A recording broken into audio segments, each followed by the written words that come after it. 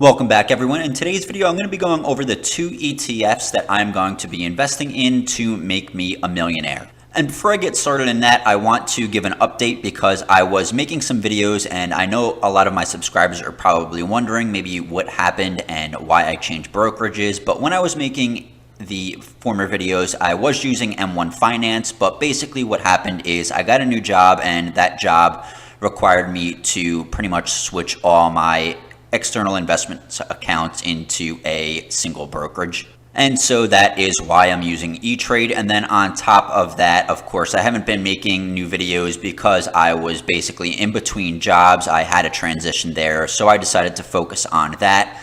And then also on top of that, I also did have a few personal things going on, but anyway, I'm here now and I am ready to make another video. So thank you guys for sticking along and keeping subscribed, and pretty much just going to get right into the video. Now, in my last video, I did go over some financial goals that I wanted to achieve, and that was to have a $20,000 emergency fund, to have a net worth of $1 million, and then also to have a yearly dividend income of $50,000. So pretty much what I did to contribute to that is solidify my investments into growth investments. And for some time, I was speaking to you guys all about SCHD and JEPI, and those are two extremely popular dividend ETFs, and I do think that those are still great dividend ETFs.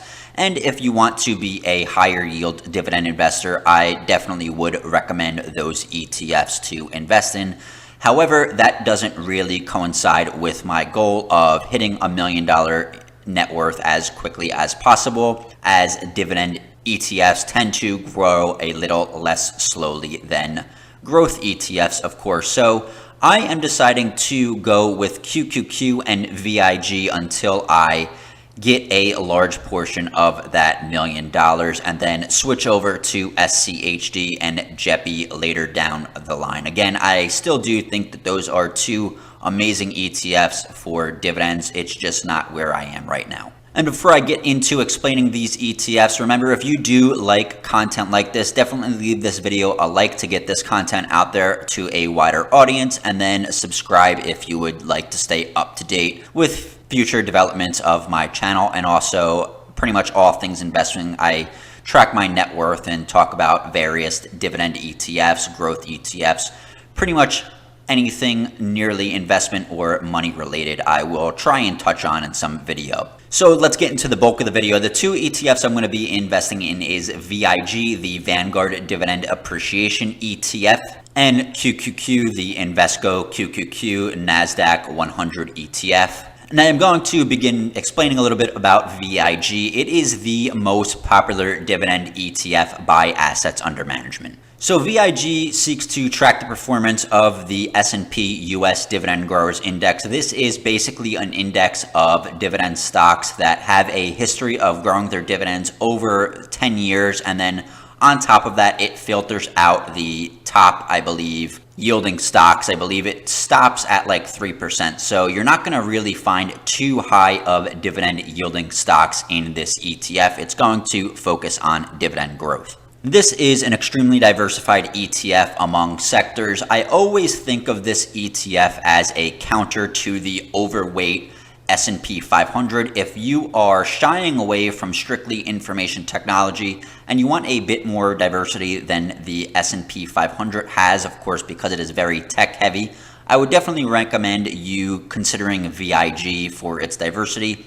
Of course, you definitely get a good amount of growth because information technology is still 23% of the overall holdings, pretty much. It is the largest sector that it has, but it also pretty much has closely grouped on some other sectors like financials, and then healthcare, industrials, consumer staples kind of trail behind that. So you're not getting as top heavy with information technology as the S&P 500 ETFs may have, like VOO or SPY. And you're going to get a solid list of stocks in the top 10. Again, you do see some very big common names in pretty much all sectors here. So you have Apple, Microsoft, JP Morgan Chase, Broadcom, Exxon, United Healthcare, Visa, Procter & Gamble, MasterCard, and Costco. I'm sure that you all heard of each and every single one of these stocks or companies, and many of you may buy their products in one way or another.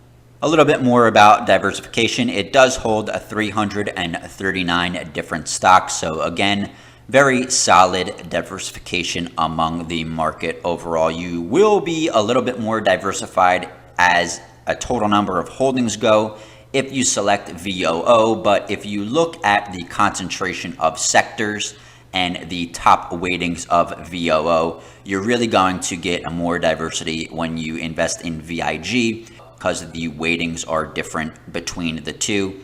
I think with the S&P 500, something like 25 or 30% of the weight is at the top 10 or so, while with VIG, it is a little bit less with about 20 or 25%. Now, focusing on the dividend history of the ETF, as this is a dividend growth ETF, the main focus, of course, is growing dividends over time. This is going to help build your yield on cost. So you're getting more money when you invest in this ETF and then continue to hold because the dividends continue to compound over time.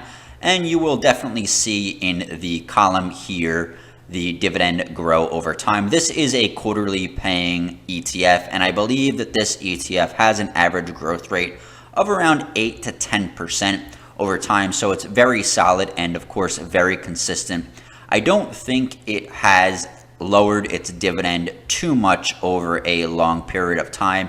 And of course, based on the economy as a whole, you will see some variation in the dividends and also with payout schedules. A little bit about its prior performance year to date and the dividend yield. So it is up 7.13% year to date, and the market is up as well. So this kind of performs in line with the overall market with less volatility. Of course, you're not going to get those huge growers, so I wouldn't expect this to grow as much as a growth ETF. And the counter to that is when the economy drops, I would not expect this to drop as much as those growth ETFs.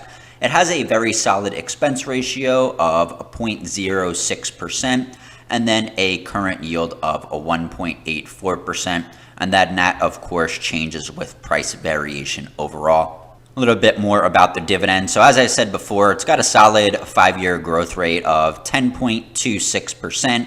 And then, of course, dividend growth of 10 years. So consistently growing its dividend at a solid growth rate and also a good prior history of dividend growth overall. So VIG, very solid dividend ETF for dividend investors that want a little bit of a balance between growth and dividend appreciation. You're not going to get a high yield like other ETFs, but you make up for that with some of its growth orientated holdings. All right, and now we are going to get into QQQ, an extremely popular ETF among growth investors. And this is, again, the Invesco QQQ. It tracks the Nasdaq 100. And basically, it is the top 100 holdings of the Nasdaq index. Now, the thing is, a lot of people consider this to be a growth ETF, and it definitely has been performing like a growth ETF. But its objective isn't growth stocks necessarily. Its objective is simply to track the performance of the top 100 stocks of the Nasdaq itself. And a lot of those happen to be technology companies. And as you all know, technology has been growing substantially over the past decades. So you do, of course, see a lot of growth with this ETF. And this ETF excludes things like financials. So you're not going to get stocks like that in this ETF. So as the name suggests, it tracks the Nasdaq 100, and of course it has 100 holdings, so it is semi-diversified, I would say. But again, this ETF is extremely concentrated at the top 10. Something like 40% or so of its total value is in the top 10, I would say. Just doing some quick math, you have 8%, 16%, 23%, 28%, 33%, 37%, 40%, 43%, and 45%, and even Tesla, so about 47%. So yeah, so there is a high concentration in the top 10 of this ETF. And of course, the other 90 will include like that remaining 50% that you have. So if you're going to invest in this ETF, just know a lot of that concentration is at the top. Now, when it comes to how this ETF compares with VIG, there is little overlap with VIG because the investment objective is a bit different. Of course, there is overlap. You do have Microsoft and Apple at the top, just like you have with VIG. And then you also have Costco, which I think VIG had also, but you don't see too much as this is a very tech-heavy index, and VIG doesn't really include a lot of those tech-orientated stocks. Now, this ETF, again, is a very growth-orientated, and I'm sure in the news, everybody has heard many of these stocks. So you have Microsoft, Apple, Nvidia, an extremely high flyer, Amazon, Broadcom, Meta, formerly Facebook, Google, and then Costco and Tesla. So these are all the high-flying tech stocks, pretty much that you all have heard of over the past few years. And of course, Costco isn't a technology stock, but it is a great performer overall. And whatever cross diversification I get with VIG and this ETF, I'm very comfortable with. Like I'm comfortable with the cross diversification of Microsoft, Apple, and I also see now Broadcom. So that's cross diversification and Costco. So I'm comfortable that both ETFs have those stocks because those are all great companies that perform well. And some of these other companies that VIG doesn't have, the QQQ definitely helps me out with some of the growth. So things like Nvidia, Amazon, Meta, and Google, that definitely kind of skews me to growth a little bit. Now, year-to-date performance, as you can imagine, since the market is up, this ETF has performed very well. It is up 17% currently, so it has definitely performed very well. Expense ratio, quite a bit higher than VIG at 0.2%, but that makes up with growth and with the yield. There isn't really much to talk about there.